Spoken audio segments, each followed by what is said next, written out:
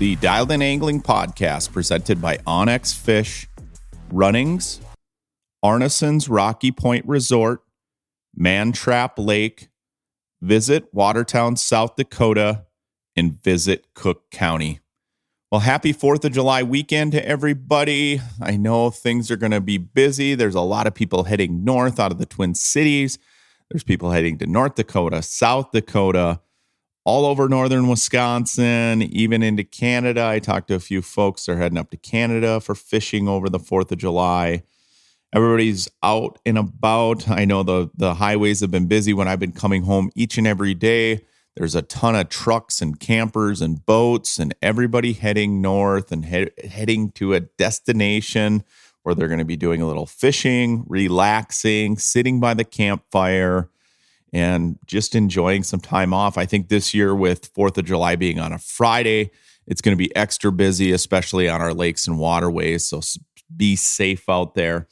I know if you're in Minnesota, people that were born after June 30th, 2004, you do need your boater safety permit. I don't know if people are aware of that or not. It's been in the news a little bit lately. It's been on news feeds. But, any anglers born after that date, 2004, need boater safety. I know my kids jumped online. They got their boater safety done this last week. It's pretty easy. Kind of walks you through it. I agree with this move by the state of Minnesota in doing this in the sense where, we need anglers that are boaters in particular that are informed. There's a lot of people out there that own boats that don't necessarily know how to run boats. If I think of other things like hunting where you need a hunter's safety permit, I think boater safety is right in line with that. And I agree with the move on the state. So if you don't have your boater safety yet, if your kids are out boating, I believe it's any motor over 25 horse. If they're going to be operating that, they're going to need that soon and get that done. Like I said, it's really easy. You jump online. My kids were able to do it in about 3 to 4 hours each. And they were happy they did it. I've been kind of hounding on them to get it done for a while. And so this hard date of July 1st, 2025, where they're requiring it, it just pushes people over the edge to do it. So I agree with the move, and I encourage you out there to get your boater safety. It's right in line, like I said, with firearm safety, snowmobile safety, ATV safety. Operating that watercraft safely is always a good thing. We want people to be safe on our waterways. This 4th of July is a good time to do it because it's going to get crazy out there on a lot of lakes. If you're going fishing, I highly recommend getting out super early in the morning. We usually fish on the 4th of July, but we'll get up early, fish until about 8, 9 o'clock and maybe 10 and try to either get off the water or we shift to pontooning and cruising and that sort of thing. Getting fishing done in the morning on the 4th of July and then getting off before the tubers and the jet skis and everybody else sort of hits the waterways around 10 o'clock in the morning. So on this podcast, I'm going to dive into a couple different topics. One, I'm going to touch on fishing reports, some fishing reports that I'm getting from across Minnesota, South Dakota, even gotten some good reports from northern Wisconsin. Again, things have warmed up a little bit and we've had somewhat of a roller coaster ride of weather, but since we've had a ton of rain and things have been cool at night, surface temps still remain fairly cool for this time of year. Sometimes you get into July, surface temperatures spike like crazy, especially on small lakes. You get big algae blooms, that sort of thing. That really hasn't been the case. We're starting to see some algae show up in lakes, kind of that floating algae, starting to see some real bug hatches. I know I talked about it last week when we visited with Hunter Nitty. We talked a little bit about bug hatches on Mille Lacs, Leech Lake, that sort of thing.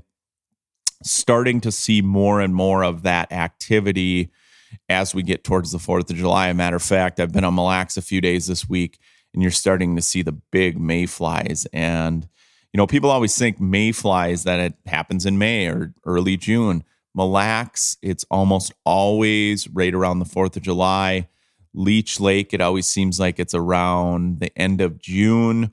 So you can always count on that mayfly hatch sometime, give or take a week around the 4th of July, particularly on Mille Lacs Lake. And what that does is, the mayfly hatch, it gives a bad rap for fishing, right? Everybody's experienced kind of that post mayfly hatch or that post bite from a mayfly hatch.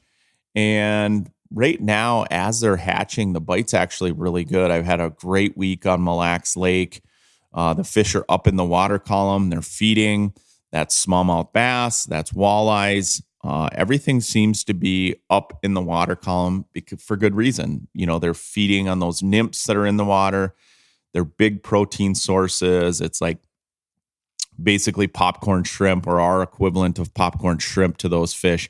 And so they're up feeding, the bait's feeding on it, everything's alive and everything's going strong. Now, what's going to happen next week after the mayfly hatch is a different story. That's when you get sort of that doldrums period where people complain about a post-hatch bite. And really what happens, for the most part, and what I've seen as an angler over the course of my lifetime, and I've experienced giant bug hatches on Lake of the Woods. I've seen them on Mille Lacs. I've seen them on Winnie, on Leech, all over. And it's been my experience is the fish tend to be really grouped up. They're feeding, they're aggressive prior to the hatch and during the hatch. And then as the hatch occurs, those fish start to move around. Those groups start to break up. They start to shift into deeper water in cases. A lot of times they're not as hungry as they were when they were up feeding during that bug hatch. And so those time periods, yes, you sort of have to hunt down those fish, figure out where they're going. But right now they're grouped up and they're biting. So if you have an opportunity to get out to lakes like Mille Lacs, Lake of the Woods, Leech, Winnie, prior to some of these things actually happening around the 4th, you're going to encounter a pretty good bite. And you know what? All lakes have sort of a different timetable in which bug hatches occur. And I know a lot of people kind of key in on the mayfly hatch, but really it's a lot of different bug hatches on all these systems. I can think of Mille Lacs Lake or Leech or Lake of the Woods or Winnie, where you literally have hundreds of different insect species that hatch at different times of year. So those hatches are going to present fish in different areas at different times of the year, if that makes sense. I know the big mayfly hatch tends to be the one that always grabs the headlines when it comes to bug hatches, but there's fish flies, there's lake flies, there's the sand flies, which are the ankle biters, those little black flies that hatch. You've got midges, you've got all sorts of different insect bites or insect hatches that are occurring. And really, it just drives the bait fish. It drives fish to some of those locations. These bug hatches are really good for lakes. They are. It's a good food source for all of the bait in the lake. It's a good food source for the walleyes, for the perch, for the panfish. So even some of these smaller lakes can have a giant mayfly hatch. I know last week I chatted a little bit about a small lake that was kind of having a mayfly hatch as I was there. And yeah, the same thing was occurring that I was seeing this week on Mille Lacs. Once again, the bite's been pretty good. What I found during this hatch in particular is the bobber bite has been very good, but they want leeches. It seems like they want kind of a smaller leech, below a float, suspended, and you really have to target those fish at the level they're at or just above. So, for example, today when we were on the water, there was a ton of, big schools of walleyes off the edge of gravel bars, off the edge of rock piles. And I'm talking fish from 5, 10, 15, even 25 walleyes in these groups. And they were in pretty tight groups. And a lot of them were, let's say, over 19 feet of water. Most of them are about 12 to 14 feet down. And so I was setting my bobber depth with my forward-facing sonar about 11 and a half feet down. The water's super clear on Mille Lacs where I was fishing during this bug hatch. And so setting that bobber height just above those fish was key to catching those things. And then using about a 16th ounce jig, No color pattern was really, really dominant in my opinion, but using a small leech was. Instead of using those great big giant jumbo leeches, downsizing your leech to like a large leech or a medium, and just getting it out there and letting that leech just swim above their heads drives them crazy during bug hatches. I've seen it way before forward-facing sonar was ever invented. There was power corking. Before that, you just throw the hook out there and throw your bobbers out and catch those fish. Now you can pinpoint those big schools of fish that are out off the edge. So if you are heading out, slip bobbers are a good one of my go-tos during bug hatches. So whether you're going to Mille Lacs Lake of the Woods, or wherever you're going, if you're encountering that big bug hatch while it's occurring, get the slip bobbers out, downsize your leeches, and target those fish just above their heads. They can't resist it. I guarantee it. So visit Cook County, Minnesota, a year-round fishing destination like no other. Spring brings steelhead and smelt runs along the Lake Superior shoreline. In summer, cast for walleye, lake trout, and northern pike in the region's inland lakes and rivers. As the leaves change, so does the fishing, with fall offering some of the best lake trout action around. When winter settles in, grab your gear and head out for ice fishing in a true northern wilderness setting. Whether you're an experienced angler or just discovering the joy of casting a line, Cook County has a spot and a season for you. Learn more and start planning your fishing trip at visitcookcounty.com. onX Fish is the best tool I have ever used for finding new lakes to target. Download the app today to get fisheries information in the state of Minnesota and Wisconsin, along with research tools for serious anglers and beginners alike. Filter lakes by species, trophy only, keeper fish, abundance, or all of the above. Plan which lakes to fish with the app, navigate to the accesses, and once you're there, use the onX best-in-class weather imagery and fishing hotspots to catch more fish. onX Fish is a phenomenal tool both on and off the water for discovering new fishing opportunities, many of which you would never known existed.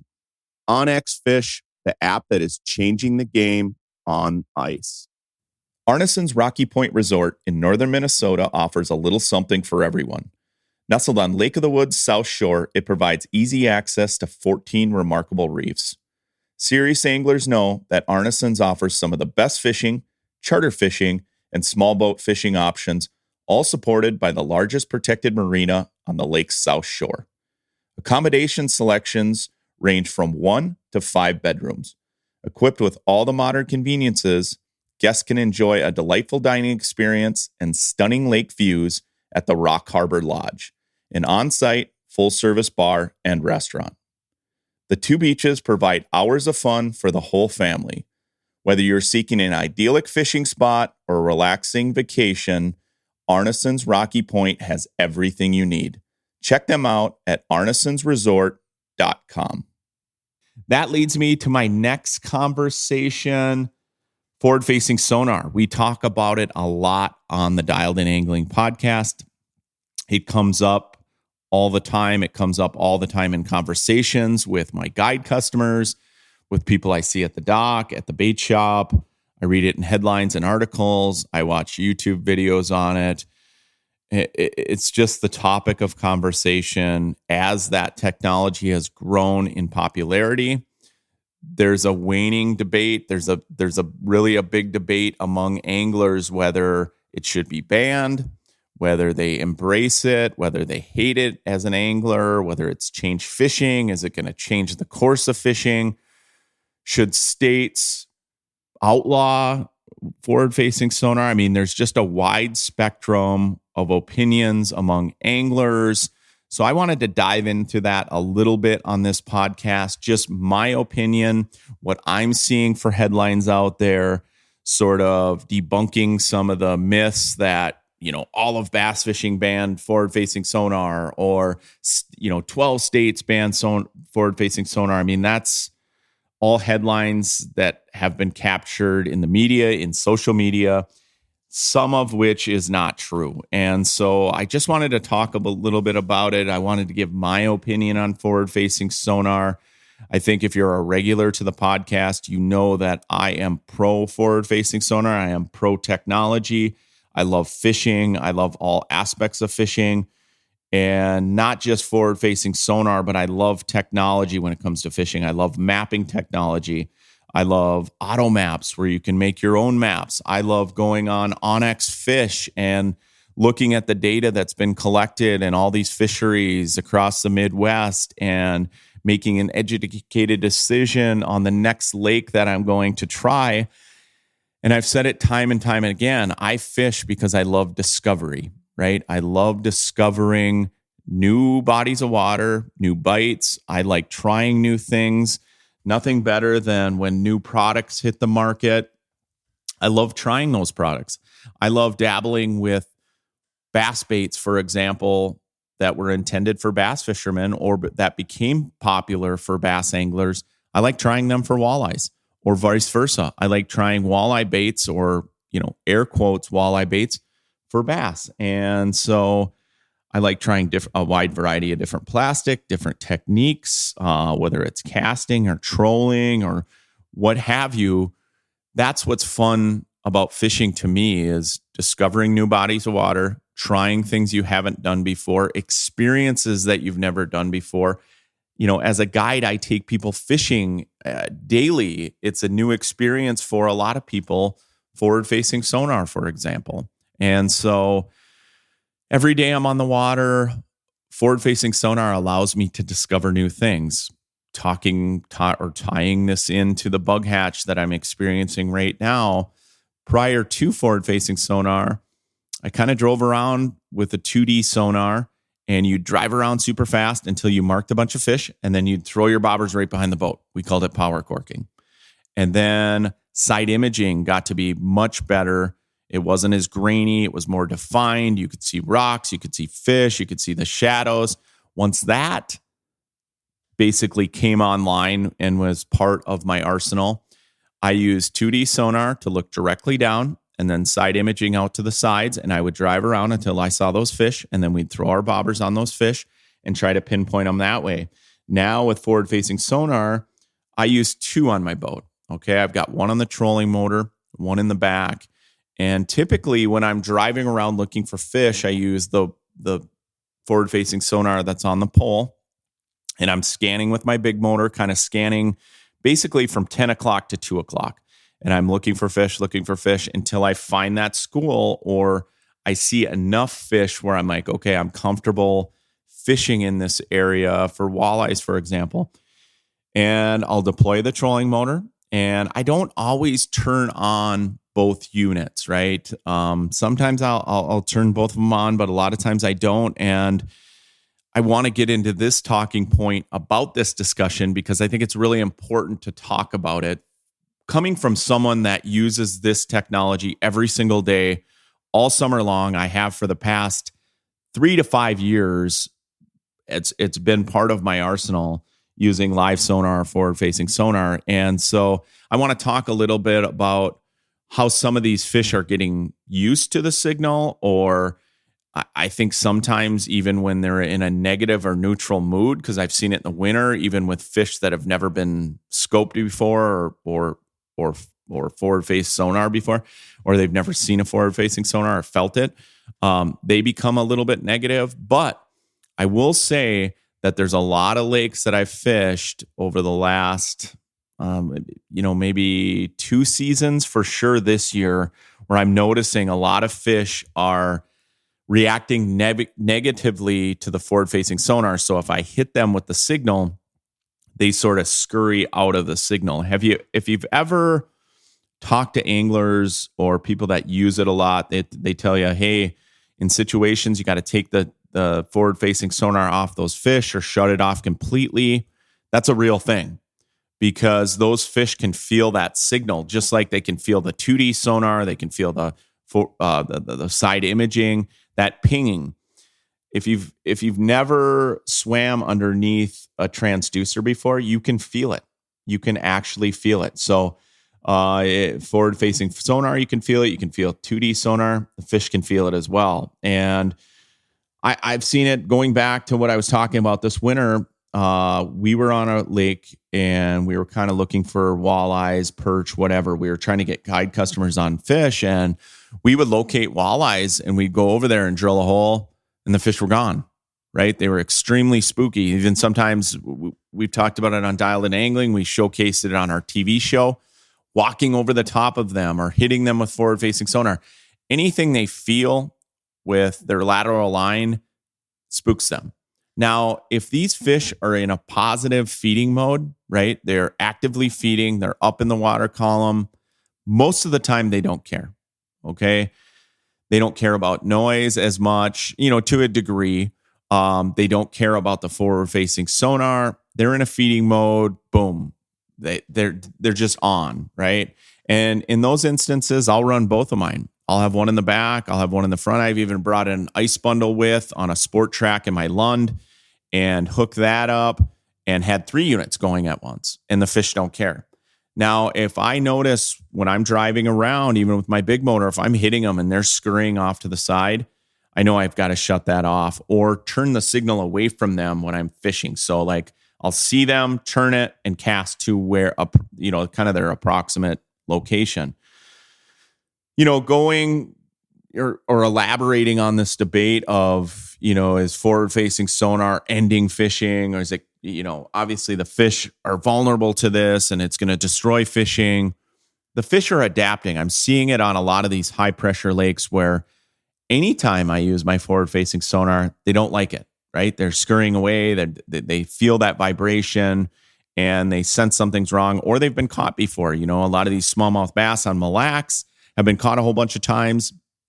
Even some of these smaller bodies of water that get a ton of pressure, let's say in the Brainerd Lakes area, all around Leech Lake, Longville, Lake of the Woods, for example, where you're catching big walleyes and releasing them. I'm seeing walleyes that are shying away from it, especially these big ones. And it doesn't always have to be when they're not feeding or active. They've been caught before and they feel that and they scurry away. I see it with largemouth bass. I see it with crappies, schools of crappies. Just a couple weeks ago, my son and I were out chasing crappies, kind of fish that were higher in the basin, but I want to call it a basin because that's exactly what it was. And sometimes there's a negative connotation with basin fishing, deep water fish that are going to get harmed by barotrauma or whatever. These fish were only like 10 to 12, 15 feet down, maybe, because there was a thermocline over about 20 to 22 feet of water. But what was interesting is we were out there a couple days before that catching tons of crappies, having a ball, forward-facing sonar and throwing small plastics, light jigs into them, small jigging wraps into them and catching them like crazy. And we didn't even care about keeping fish. We just wanted to catch this particular lake has really good crappies in it and nice fish. We just wanted to catch them and release them. And fast forward a couple days later, when I was out there, I would hit those crappie schools and man, they did not want it, right? They were just sort of in a negative mood and the whole school would spook. And so you kind of had to see them and then cast to them. So that's sort of becoming a trend in the sense where some of these fish that have been targeted a lot, they're feeling it.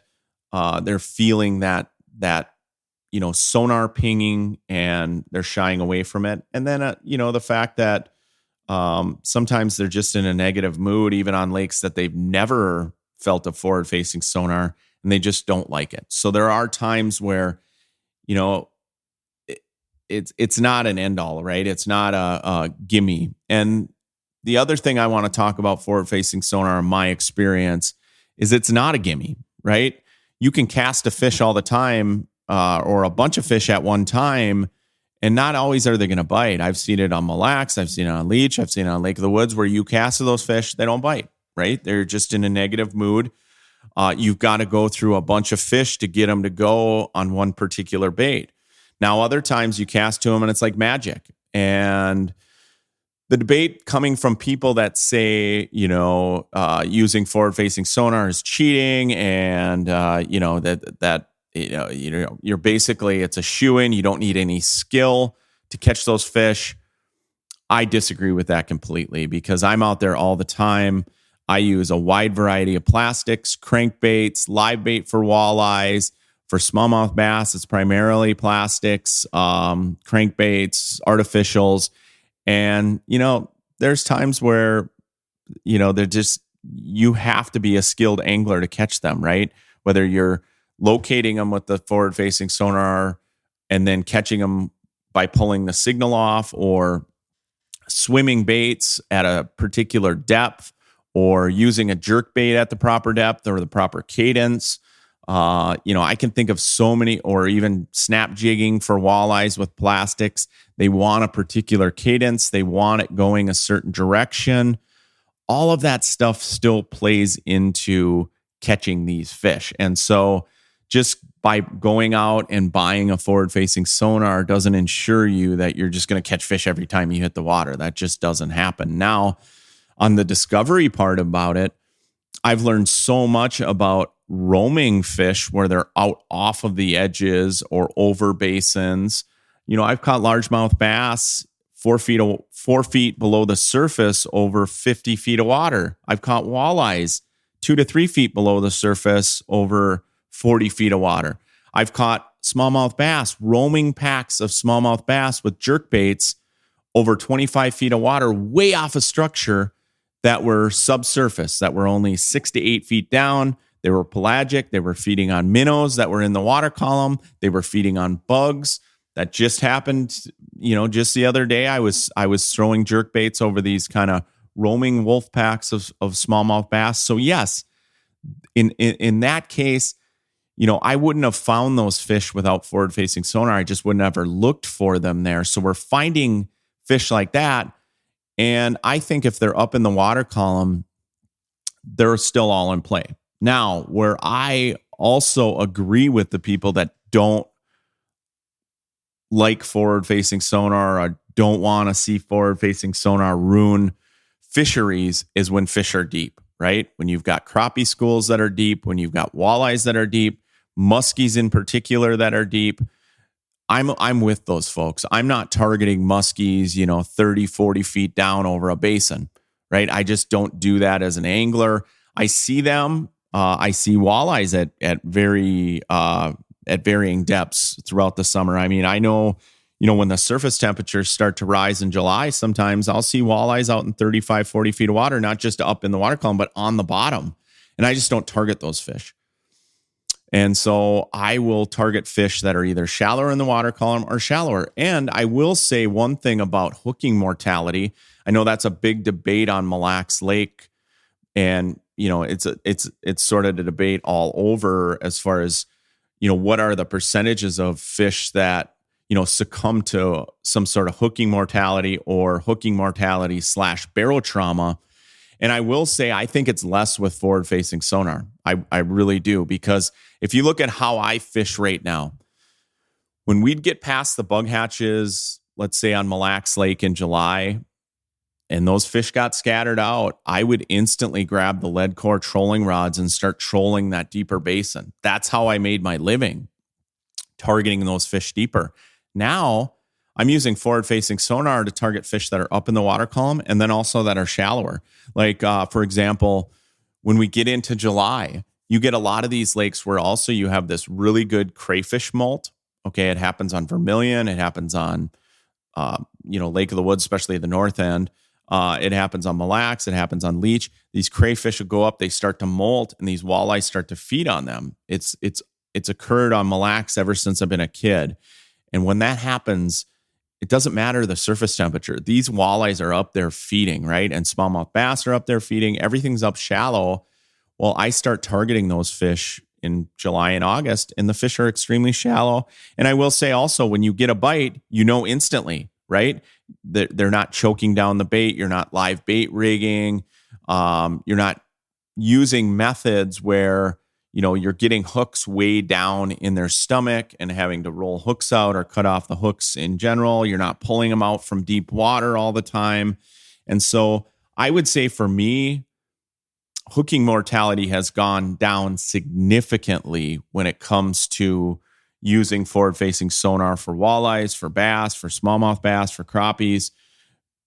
But and I guess the debate would be whether anglers are, yes, targeting them shallow like I am, or if they see fish deep that they can't help themselves and they can't resist it, and they're going to target those fish anyway, regardless of what sort of ethics plays into it. Or maybe they're just not aware of any sort of barotrauma issues that can occur among fish. So that's the debate. I'm just saying in my case, I'm not saying right or wrong either way.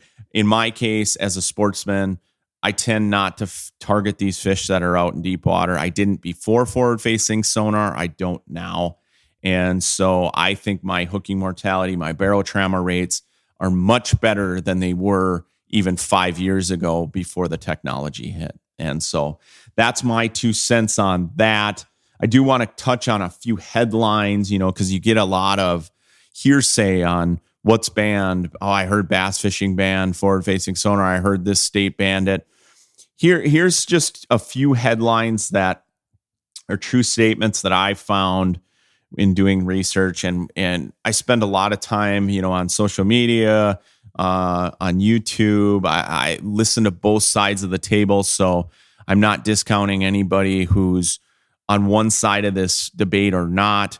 I just want to state a few facts. Bassmaster Elite Series, as far as 2025, their only restriction is you can only have one forward-facing sonar unit on your trolling motor, right? It's got to be one unit. You can't have multiple units. You can't have like I have in my boat. You couldn't have one on a pole and then one on the trolling motor. It's only the one on the trolling motor. That's the only limitation that the Bassmaster Elite Series has as far as forward-facing sonar. Now, Major League Fishing, they restrict it to 2 forward-facing sonar units. However, you're only allowed, they get 3 fishing periods. If you're familiar with Major League Fishing, there's period 1, 2, and 3. You're only allowed to use forward-facing sonar in one of the 3 fishing periods. Okay. And then, of course, let me go down the list. National professionals, bass anglers, they have a total ban on forward-facing sonar. The professional muskie trail does not allow forward-facing sonar use whatsoever. These are tournament circuits, and so they can, put any sort of restriction on they want. I think what Bassmaster's trying to do, what MLF is trying to do, the National Professional Fishing League is trying to do is, they're trying to make sure that they have viewership. I mean, they're looking at their viewership in the sense, do people want to watch bass anglers just sort of forward-facing sonar or live sonar or video game the whole time? Or do they kind of want to mix it up? I kind of like what Major League Fishing does, where you can use it 1 out of the 3 periods, because then what that allows, let's say, anglers that maybe aren't as good as forward-facing sonar, or that are very good at forward-facing sonar, but that are also good at other techniques, whether it's power fishing shallow, whether it's, what have you, but it sort of evens the playing field, but it also makes it interesting from a viewer's perspective, right? Major League Fishing, if you've ever watched it, I've always been a fan of Major League Fishing. I like the fact that every fish counts, right? It's not a bag of 5 biggest. It's every fish counts. And coming from a guide and just an angler that likes catching fish, I've always loved the Major League Fishing format of every fish counts, right? They weigh every fish, throw it back. That goes towards your total. And so for them to kind of mix it up, where you have forward-facing sonar in one of them, right? And then the other 2 sessions, you're on your own and you've got to go out and fish and figure the fish out. I like that. I like that format. I think from a viewer's perspective, it makes it interesting because as someone that uses forward-facing sonar a lot, you get a little bit of tunnel vision on how you're fishing those fish in the moment, right?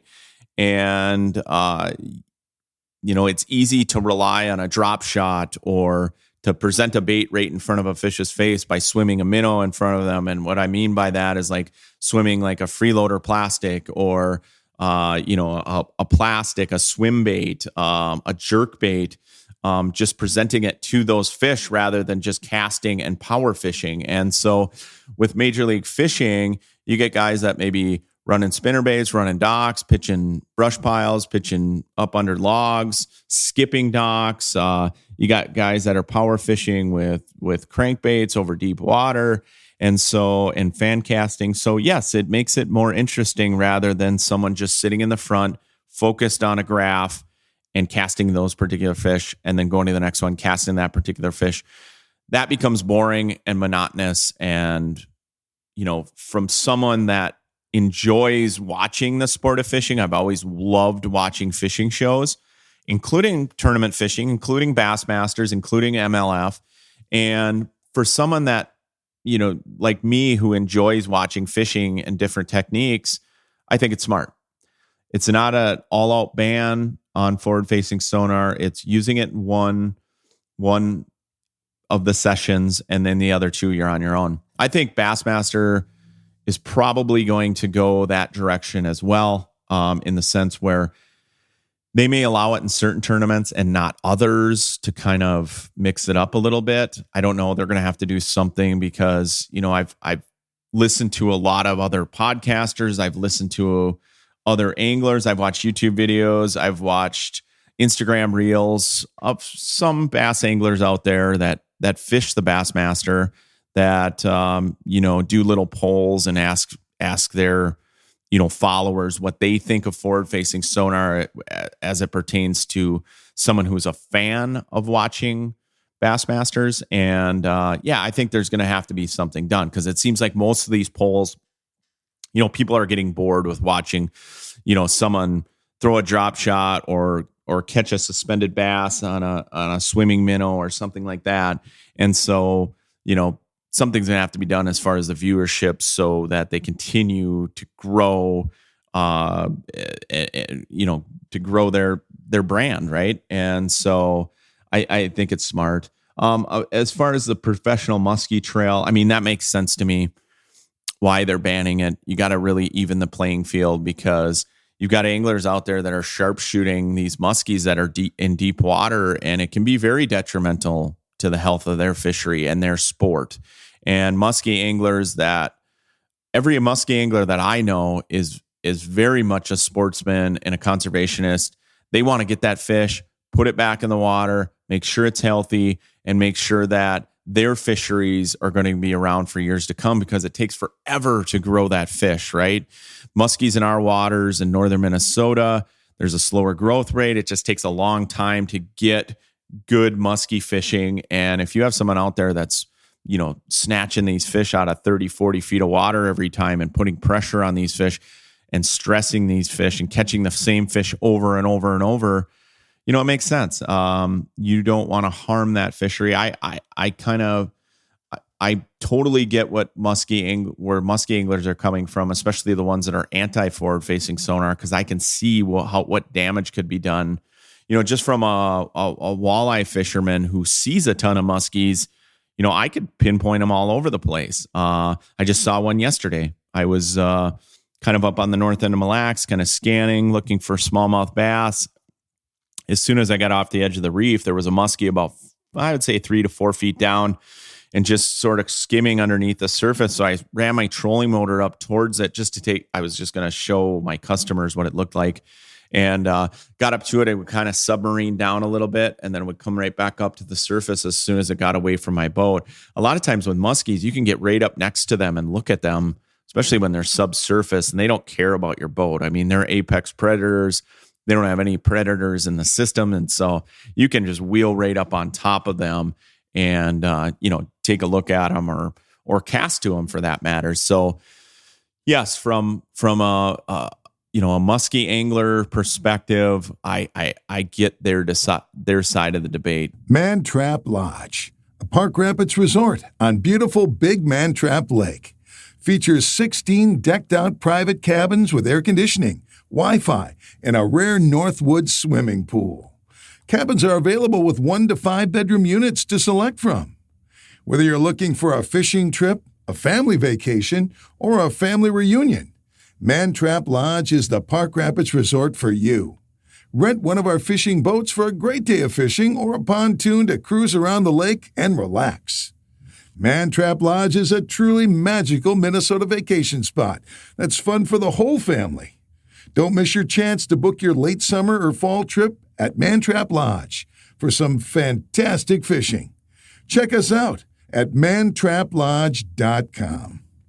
Watertown, South Dakota is your hub for year-round fishing in the heart of the Glacial Lakes region. With Lakes Compesca and Pelican right in town and dozens more just a short drive away, you'll find non-stop action for walleye, perch, and pike, just to name a few. When you're off the water, explore the Terry Redlin Art Center, Bramble Park Zoo, and many other great museums. Plus, award-winning pizza and family-friendly fun around every corner. Easy to reach, hard to leave. Plan your next cast at visitwatertownsd.com. So much Watertown, so little time. The sun's out and the fun's out at Runnings this summer. The annual bucket sale is back, and you get 15% off everything you can fit inside, even sale-priced items. Remember, the bucket is free with a $5 purchase. The bucket sale happening at all Runnings stores Friday and Saturday, July 18th and 19th. Shop in-store and fill your bucket with items from all departments, including clothing, pets, sporting goods, lawn and garden, tools, and more. Get 15% off everything that fits in your bucket. Some exclusions apply. The bucket sale at Runnings, now with 90 locations. Go to runnings.com to find the store in your community. Now, there's some cool things going on with that, as far as data collection, right? I want to get into states that are really looking into forward-facing sonar and how it's having an impact on fisheries. Minnesota's one of those. We had Brian Newbaum on not too long ago, I would say 3 or 4 podcasts ago, talking more about the 4-fish walleye limit, but he also touched on data collection and krill surveys where anglers come into the landing, they talk to the anglers. How did you catch the fish? Did you use forward-facing sonar? How long have you had it? Legit questions to get to, hey, is this changing angling pressure? Are we seeing catch rates go up per hour for these anglers if they're using forward-facing sonar? All valuable data is getting collected in Minnesota as a result. One of the cool things up on Leech Lake is they're doing a telemetry study on muskies. So they're actually putting a little GPS tracker in these muskies. They've got, ways to collect the GPS signals. And so if these fish are caught or they turn up dead or whatever, they can kind of track these fish. They can track these fish movements. I think they're going to learn a lot about fish in general, just based on what we're doing and what forward-facing sonar has sort of sparked in this debate, really, as a result of this. So I think it's super cool. I think for the most part, there's a lot of biologists out there that would say that they're not sure what these fish do all the time. I mean, they have an idea of where these muskies come and go. They have an idea where these walleyes go, but they're not 100% sure. I know they did a little bit of a telemetry study on Mille Lacs on walleyes. And I think they, learned quite a bit from that in the sense where, I think these fish roam all over the place. You think that walleyes or smallmouth bass or muskies or largemouth or panfish kind of have their little home range. I don't think that's the case. I think they roam a lot more than people think. I was worried about smallmouth bass populations on Mille Lacs when it became really popular, even before forward-facing sonar. They started having bass tournaments on Mille Lacs, big-time bass tournaments on Mille Lacs, and lots of them. And initially, it was like there was a bass tournament every single weekend. You had the Cabela's Tour, you had this tour, you had BASS Angler of the Year that came up, you had MLF, you had all these tournaments on Mille Lacs, all these league tournaments. Everybody was excited the fact that you could actually,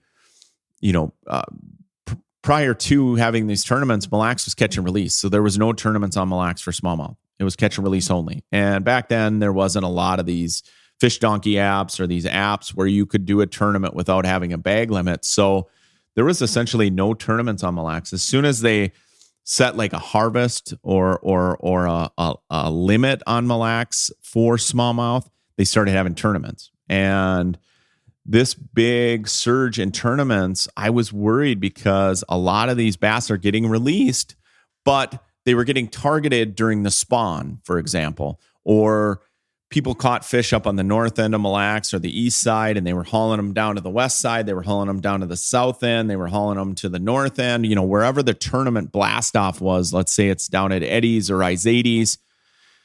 Mille Lacs is rough most of the time, right? People know that if you've been out there. Flying in a bass boat across the lake, you bag 5 fish, you put them in your live well, you drive around all day, you upgrade a whole bunch of times. Bass that you caught up on Miramar, for example, now you just released it on Anderson's Reef or Rocky Reef. You just picked up another one on Rocky Reef, and then you ran over to the east side, caught one on Doe Island, then you caught one on the southeast side. My point is, all these fish are getting transported all over the lake, and my concern was displacing these fish if they ever kind of make it back to where they were from, if they get so beat up that they, release, but then they end up ultimately dying. But my real concern was having tournaments during the spawn. And generally speaking, the spawn for smallmouth bass is around that Memorial Day timeframe, give or take a week. And so there was several tournaments that were occurring during the spawn. And my concern was that once you pulled those fish off the bed, you hauled them down to, whatever resort they had for a blast off site, you weighed in your fish. And then, yes, they had boats that released these fish. But now how did that impact the spawn not only that year, but will those fish come back to an area to spawn the next season? And so I was really adamant about not giving out permits during the spawn. I voiced my opinion several times with the DNR. The DNR was on board with that. I think currently they still have a stand where they're not going to release any sort of permits for bass tournaments during the spawn on Mille Lacs for smallmouth bass. And so that's a good thing. Displacing these fish still is unknown. I'm a huge fan of Major League Fishing format in the sense where you weigh the fish, you use a fish donkey app or some sort of app to record your fish, and then get those fish right back in the water, right where you caught them, rather than hauling them around the lake for 3, 4, 5 hours at a time, 8 hours at a time. I mean, the mortality rate on bass is much better than it is on walleyes, but still hauling fish around in rough live wells with oxygen levels that are somewhat questionable sometimes. I'm not a fan of that. And I'm not going against any tournaments. I love tournament fishing myself. I'm just stating that I'm a huge fan of the catch, record, release tournaments. I'm a huge fan of the Major League Fishing format tournaments where every fish counts. As an angler that does like competing in a few tournaments, those are my favorite ones. And those are the ones I gravitate towards. And that's what I like to see. That's what I like to do. I like to catch fish. I like catching every fish rather than just, whipping in a 2-pound bass or a 2-pound walleye in a walleye tournament and just cranking it as fast as I can because I know it's not going to help me in the tournament in a 5-fish limit tournament. I like knowing that every hook set that I make is important because every fish counts. I know Classic Bass is kind of like that. They had a tournament up on Lake Vermilion a couple of weeks ago where they had monster numbers of fish that were being caught. I mean, an overwhelming amount. Now, some of them were probably the same fish because what I heard through the grapevine was, some of these fish were spawning. So I'm sure there's some of these were plucked off the beds, caught, measured, and then quickly put back. But that type of tournament right there, where it's catch, record, release, those fish were being put back right in the same spot that they were caught. You hope no harm, no foul. I'm not a huge bed fisherman. I like catching bass other ways. I think bed fishing is really, really boring to me, for example. But all I'm stating is these catch, record, release tournaments are pretty phenomenal. And these Major League Fishing format tournaments are pretty cool. I fished a couple myself. I know a couple years ago, fished the Minnesota Wild. They used to have the Minnesota Wild bass tournament out of Izades, and it was all for charity. You get kind of grouped together with a wild player and then someone else. A few years ago, I Laura Shera and I and a our wild player, we did quite well. We won the tournament in the sense that we had the most. They do it based off of points or inches, and it was a lot of fun. We had a blast doing it. I've done a few others where it's catch, record, release. Next week, I'm actually heading over to Lund Mania tournament. Now that's catch, record, release, but they record your 6 biggest, which is still cool because it's July and it's a walleye tournament, and you don't want to be hauling these walleyes all over your live well. You'll just be killing them. And so what's cool about Ottertail is a lot of the fish are shallow. It's amazing to me how shallow some of these fish are on Ottertail Lake. First of all, it's super clear. Second of all, there's tons and tons of structure. You can fish weeds, you can fish sand flats, there's rocks, there's sharp breaks, there's gradual breaks, there's humps. But for the most part, at least the last few years that I've fished this Lund Mania tournament, the fish have been pretty shallow. They really have.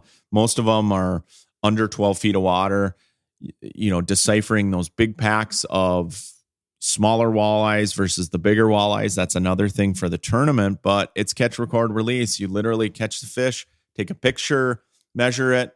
The fish goes back in the water, no harm, no foul. Less mortality than if you were to weigh those fish. I guarantee it. A lot of the times in the state of Minnesota, if there's a weigh tournament past a certain date or past a certain water temperature, they won't even let you release those fish because the mortality rate is so high on those walleyes. So going to Lund Mania to fish that catch, record, release tournament, I'm super excited about it. I'm going to be fishing with my son. We're going to do a little pre-fishing next week. As a matter of fact, my podcast next week, if you want to tune in, we're going to be not only talking about the Lund Mania tournament, but Lund boats in general. I'm going to interview a few of the folks from Lund. If I get an opportunity to interview these guys, talk about Lund boats. I've run a Lund my entire life. I'm a huge fan of Lund. It's a Minnesota company. It's over in New York Mills. I know a lot of the people that work there. For that community, that Lund Mania tournament, and then the parade and the party in the town afterwards is always right after the 4th of July. Super cool to see. I've always been enamored by shows like How It's Made, for example. Lund boats are made right there in New York Mills by American workers. It's really cool. The whole assembly line and everything about that is super interesting, super cool to me. So we're going to try to capture a little bit of that on the podcast. I want to talk to a few people that work at Lund. I want to talk to a few of the organizers that have put on this Lund Mania tournament. Lund Mania is a Lund owners only tournament that is done every single year. It's really fun, super competitive. There's really good anglers that fish it, but it's fun. Like I get to see people that I haven't seen in a while, like Randon Olson, who's been on Dialed In Angling, my buddy Phil Jensen, lots of good buddies. We're going to have a great time, my son and I, fishing that tournament. So I hope to kind of capture that and share that with you on the next Dialed In Angling podcast. So that has been my rant on Forward-Facing Sonar. Hopefully I gave you a little bit of insight on where some of these lakes are as far as bug hatches are concerned. So if you're venturing north this weekend, you want to get a little bit of fishing done, I highly recommend fishing either tomorrow, Saturday, Sunday, even Friday, 4th of July, but get out there early in the morning. Get out there before the crazies are out there. Otherwise, you're just going to be frustrated with the tubers and everybody else that's just out having fun boating and having a good time. So make sure if your kids are out, if anybody that was born after 2004 needs a Minnesota boater safety to operate a watercraft in Minnesota, anything over 25 horse. So keep that in mind. Look it up, really easy to do. The forward-facing sonar bait is going to rage on as long as anglers are out there and you're getting varying opinions. I think as we get more data and we're moving more towards, just data collection and how people are fishing and whatnot, things are going to change. And of course, when forward-facing sonar, at the point we're at now, you're only going to see that technology get better. So as that technology grows and gets better, things are going to change. People are going to debate different things. I respect the opinion of people that don't like forward-facing sonar. I respect the opinion that love forward-facing sonar. I'm one in the camp that I really like it for guiding. I know just this week alone, I've had people in the boat that if I didn't have forward-facing sonar for them, they would have really struggled catching fish. They came up.